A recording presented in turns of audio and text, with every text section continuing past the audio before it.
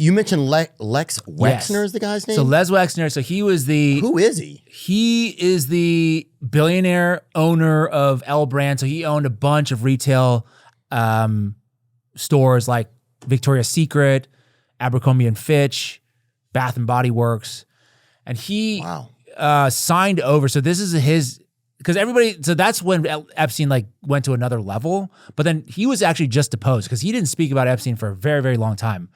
All he said was, I regret my association with Epstein, and he didn't say nothing much. Like, he just recently got deposed by the U.S. Congress, and he gave this long, I think it was like 6 hours, but there's some really interesting clips that came out of it, because people asked him, like, why did you trust Jeffrey Epstein with all your money? Because he literally signed over power of attorney of his entire financial estate. Is that true? Over to him, yeah.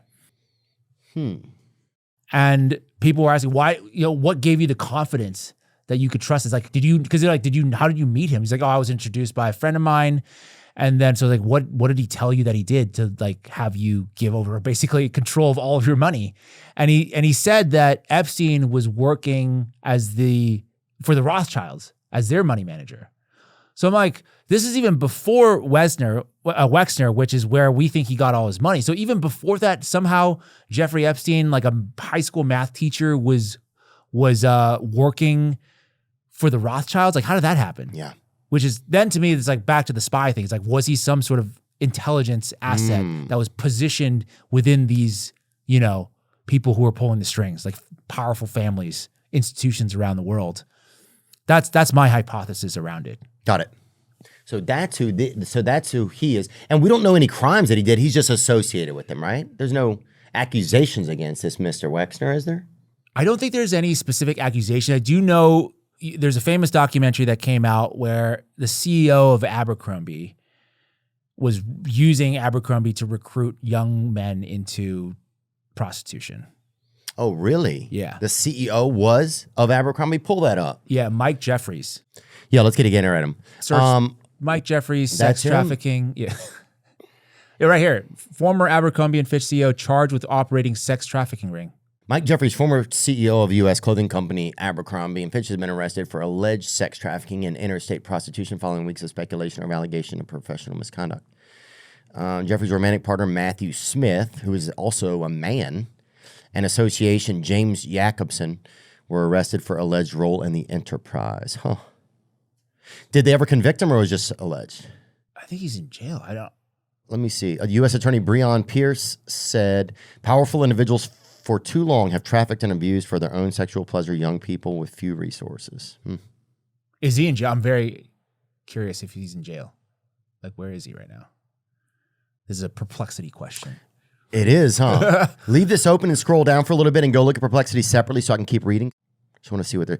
It describes sexual bacchanals spanning from New York to Morocco, in which a recruited men were given drugs, lubricants, condoms, costumes, and sometimes erection-inducing penile injections that cause painful hours-long reactions. Boners, probably. Oh. I looked it up. He's not in jail. He's set to go on trial. They just found that he's fit to stand trial. This was in December. Oh. They're trying to go with the insanity plea. Well, I mean, that's... It's not ideal. I mean, yeah, so... He's set to go on trial. So the thing about Wexner, Les Wexner, hard to say his name.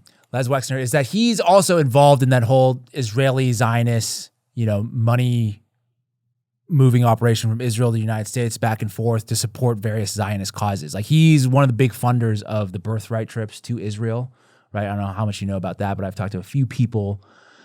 The purpose of that, they're describing like that's another crazy sex party type of thing where they get... Really? Yes. I never heard that. I have heard that. Yeah.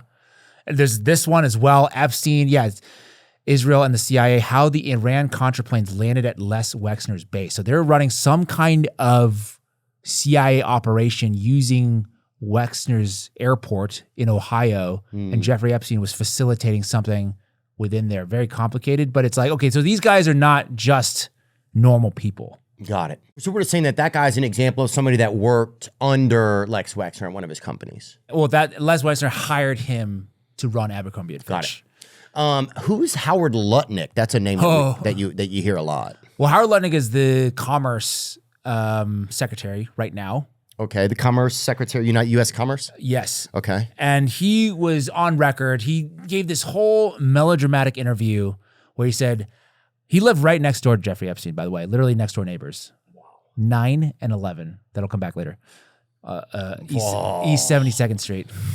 9/11. Yeah, so he was right next door to Jeffrey Epstein, and he was asked, what was your relationship with Jeffrey Epstein? He said, well, I went over to his house once with my wife. I saw a massage table on the counter. I turned, I was like, oh, what is this disgusting man? And we left immediately. We never spoke to him. I was never in another room with him ever again because this is a disgusting human being. And then the emails come out, and there's like all kinds of correspondences with Jeffrey Epstein about like visiting the island. There's emails about them investing in a company together. So they were very much closer than he let on. Then Lutnik let on. Yeah, so he just basically straight up bold-faced lied to the American people. So is he being held on charges or anything? No, but he should be held on charges for another thing, which he just did the other day, which is, the Trump tariffs. Right, they just voted against him. SCOTUS just voted against him, right? So then he was out there publicly telling the American people prior to the SCOTUS voting saying, oh yeah, I think SCOTUS will side with President Trump on this one. But his firm that's run by his sons now was like shorting these tariffs. Basically, they're buying insurance against the tariffs. Where were they doing that? Like on some of these like poly market sites and stuff like that? No, it's through some kind of financial instrument that's way more complex than I can probably explain. Wow. So Howard Lutnik's family firm bought up the rights to tariff refunds for 20 to 30 cents on the dollar after Liberation Day last year. Today, the Supreme Court struck the tariffs down for every $100 invested. Lutnik's sons just made 3 to 5x. Welcome to crony corruption, America. So that's like that's just classic insider trading. He's basically he probably knew that they weren't gonna. Right, but he says that. But he says on TV, saying, "Oh no, I think they're going to side with the American allegedly." People. Allegedly, Yeah. yes. Well, yes. I don't feel like I use that word enough today. So if but there's another connection with him and 9/11. So he was profiting off of Trump's tariffs. Yes. Right. So then allegedly he would have known then that the Supreme Court was going to do that. And then so he's trading. So he basically is creating buzz in one direction, but then he's trading in the opposite direction, right? Because if he felt that they were going to vote in favor of President Trump, why would he be executing the trades on the opposite side? Right. Doesn't make sense. Unless it doesn't make sense. Right. Unless, So that's classic insider trading. Right. Yeah. But that's the thing about so many people like look at the leaky faucet and they're like, who's causing this leaky faucet? But what they don't realize is the true player is the people that bought the stream up. Yeah.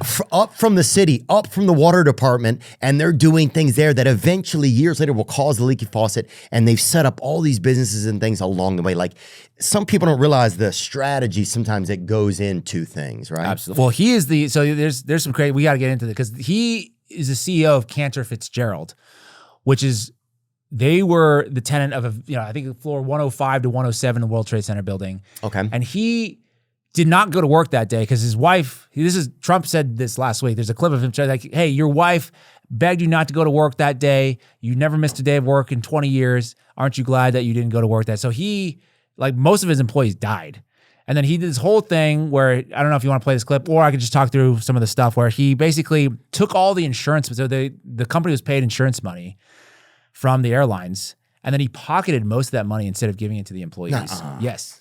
Really? Then you get past, okay, so it's like, did he know something? Like what was going on? So play this clip though, the clip that I sent Zach. There's a lady, like how he got his home right next to Epstein. It's insane. Tell me, what are the odds that the notary to the deed of what was both Epstein and Howard Lutnik's property at 11 East 71st Street, because yes, Epstein owned that property before Lutnik owned that property. It was transferred to Epstein for just $10 in 1992. Epstein passed the deed to a Comet Trust in 1996, again, for just $10, of which a Guido Goldman was a trustee, the son of one of the founders of the World Jewish Congress. And then it was passed to Lutnik in 1996 for, again, just $10.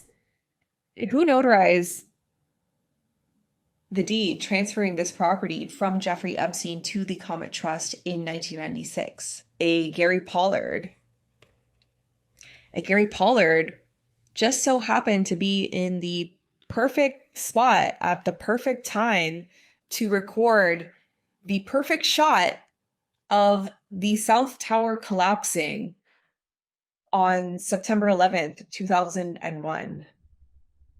Is it just a weird coincidence that Jeffrey Epstein and Howard Lutnik owned 911 East 71st Street? Oh, Wow. I mean, kudos to her. She's like digging up like fucking documents. Yeah, she's petting a cat too at the same time, Yeah. which heavily reminds you of the person from Inspector Gadget. Remember that guy? I've never seen Inspector Gadget. Was it Inspector Gadget, the bad guy, or the person who was like the dark guy who'd always be petting the cat? Dr. Claw. Yeah, so what was she saying there exactly, just to sum it up? I think what she's insinuating there is that there's some kind of foreknowledge of 9/11, that these things that, how did Lutnik even get this property in the first place right next to Jeffrey Epstein? There's some kind of collusive action taking place here. There's something shady happening behind the scenes. Obviously, all coincidences, as she's saying. Yeah. But it should be examined a little bit further, especially with the context that if you look, somebody like did timestamps and all the emails that were in the Epstein files, and there's like a huge chunk that's like missing between 1999 and 2001. That's like all not there. So it's like, was something, and Ghislaine Maxwell's also asked to be on the 9/11 Shadow Commission. Like, why was she asked to be on the 9/11 Shadow Commission? Like, did she know some stuff? Like, she was reached out to. She said no. So like, it seemed like they knew. It's like, yeah, here it is. This is from @Chris Martinson. It's just a complete coincidence that the DOJ has completely withheld all the Epstein documents immediately before, during, and after 9/11. Is that right? Wow. The gap. 25,000 missing serial numbers.